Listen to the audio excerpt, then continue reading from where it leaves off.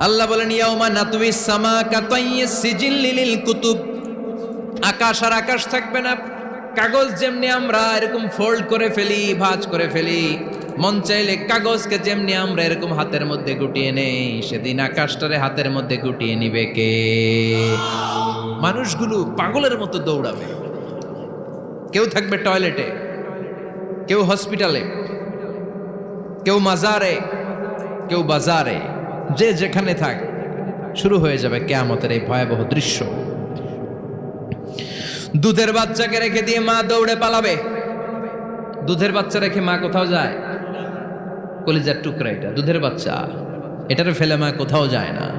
কিন্তু কিয়ামতের এই ঝাঁকুনির দৃশ্য দেখে, আল কারিয়া মাল ওমা আদরাকা মাল, এই দৃশ্য দেখে দুধের বাচ্চারে রেখে মা দিবে দৌড়।